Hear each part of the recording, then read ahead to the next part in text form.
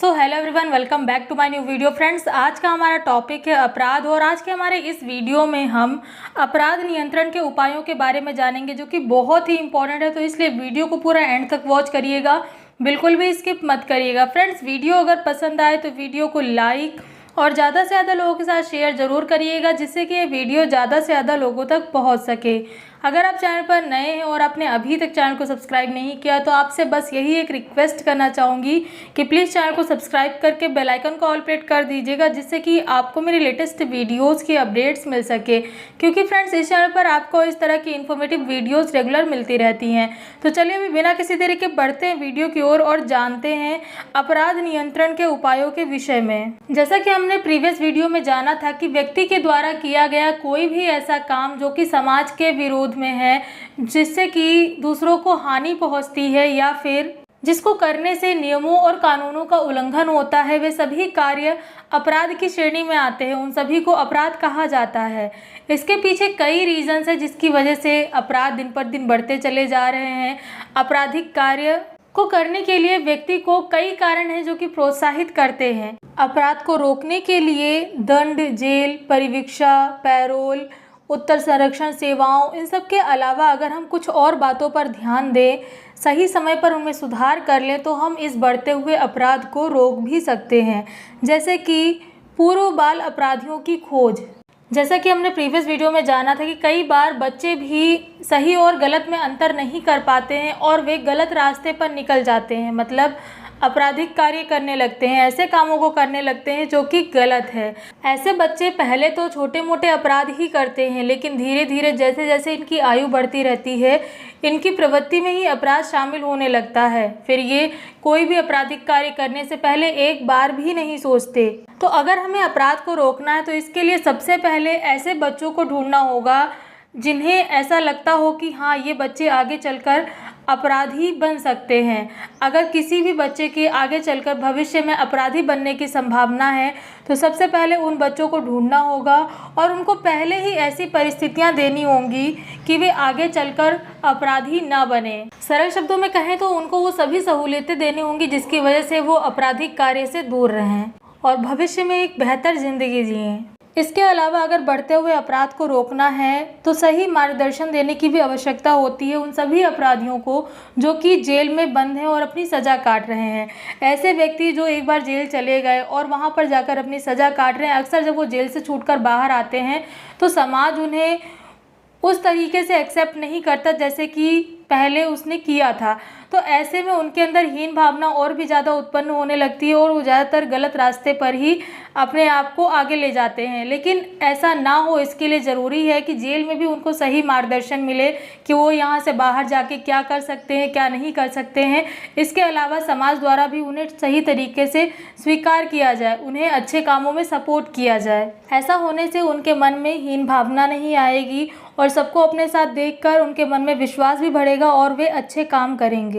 न केवल इतना, बल्कि अपराध को रोकने के लिए हम ऐसी सामुदायिक एवं पड़ोस समितियों का निर्माण कर सकते हैं जो कि समुदाय की उन परिस्थितियों का पता लगा सके जो कि एक व्यक्ति को अपराध करने के लिए प्रेरित करती हैं या फिर उकसाती हैं। अगर समय पर ऐसी परिस्थितियों का पता चल जाए तो उनमें सुधार करके किसी भी व्यक्ति को आपराधिक कार्य करने से रोका जा सकता है। फॉर एग्जाम्पल, अगर कोई ऐसा व्यक्ति है जो कि निर्धन है और जो अपना जीवन यापन सही तरीके से नहीं कर पा रहा है, कोशिश कर रहा है लेकिन उसके बाद भी उसे नौकरी वगैरह नहीं मिल पा रही, उसका कोई कामकाज नहीं हो पा रहा है, तो ऐसे में वो व्यक्ति अपराध की ओर बढ़े, इसकी संभावना ज़्यादा बढ़ जाती है।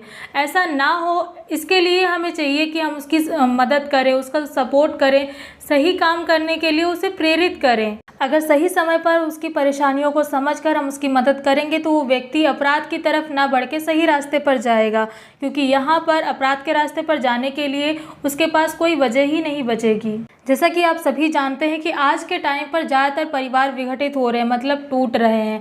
ऐसे में माता पिता अपने बच्चों के साथ अलग रहते हैं, जबकि पहले के टाइम पर अगर देखा जाए तो पूरा परिवार एक साथ रहता था, सभी एक साथ मिलकर कामकाज करते थे, सभी बच्चों को सबका प्यार मिलता था। लेकिन जब से सब माता पिता अपने अपने बच्चों को अलग लेकर रहने लगे तो यहाँ पर केवल माता पिता और उनके बच्चे।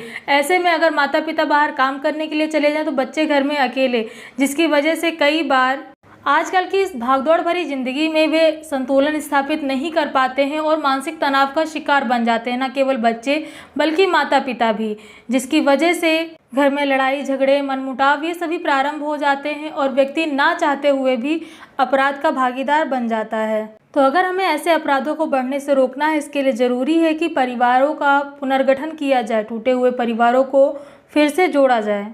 न केवल इतना बल्कि आज के टाइम का अस्वस्थ और व्यापारिक मनोरंजन भी अपराध को बढ़ावा देता है।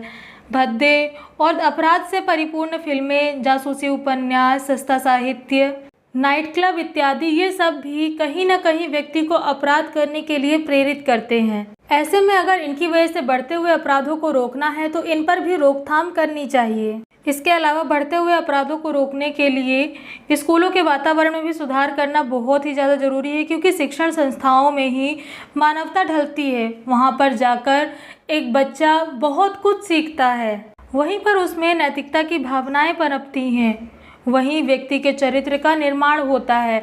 तो ऐसे में अगर वहाँ का वातावरण अच्छा होगा तो व्यक्ति का चरित्र भी अच्छा होगा। न केवल इतना बल्कि बढ़ते हुए अपराध को रोकने के लिए जेलों की दशाओं में सुधार करना भी बहुत ही आवश्यक है, जैसे कि उनमें चिकित्सा सेवाएं, स्वास्थ्य वातावरण, रहने की उचित व्यवस्था, अपराधियों के लिए सहानुभूति और प्रेमपूर्ण व्यवहार, इन सब का होना बहुत ही आवश्यक है। न केवल इतना बल्कि अलग अलग कैदियों के लिए अलग अलग तरह के बंदीगृह का भी होना बहुत ही आवश्यक है। कई बार ऐसा होता है कि बड़े अपराधी के साथ में छोटे अपराधी को रख दिया जाता है, जिसकी वजह से उसके सुधरने के चांसेस कम हो जाते हैं और बिगड़ने के ज़्यादा। तो इसलिए ऐसा ना हो, इसके लिए अलग अलग बंदीगृहों का निर्माण करना बहुत ही आवश्यक है। न केवल इतना बल्कि इसके अलावा अपराधियों के दंड का निर्धारण भी अपराधी की परिस्थितियों को देखकर ही किया जाना चाहिए, क्योंकि कई बार व्यक्ति अपराध करना तो नहीं चाहता बल्कि उससे अनजाने में हो जाता है। और ऐसे में अगर उसके साथ आदतन अपराधियों की तरह व्यवहार किया जाए, मतलब जो आदत से मजबूर होकर अपराध करते हैं, ऐसे अपराधियों की तरह व्यवहार उसके साथ किया जाए तो कहीं ना कहीं उसका विश्वास न्याय व्यवस्था और समाज पर से उठ जाता है और वो अपराध की ओर अग्रसर होता है। तो ऐसा ना हो, इसके लिए ज़रूरी है कि अपराधी की परिस्थितियों को देखकर ही उसे दंडित किया जाए। न केवल इतना बल्कि जो अपराधी अपराध करने के पश्चात जेल में बंद हैं, उनके लिए भी मनोचिकित्सक की व्यवस्था की जाए और उनको सुधारने के लिए प्रयास किए जाएं। ये कोशिश की जाए कि वे सुधर जाएं और वो आगे चलकर कोई भी अपराध न करें। न केवल इतना बल्कि अगर अपराध को बढ़ने से रोकना है तो उसके लिए अपराधियों को ऋण और प्रशिक्षण की सुविधाएं भी प्रदान करनी चाहिए, क्योंकि ऐसा करने से जब कोई अपराधी बाहर निकलेगा तब उसे अपना काम शुरू करने में कोई दिक्कत नहीं होगी और वो सही रास्ते पर चलकर अपना जीवन यापन कर पाएगा।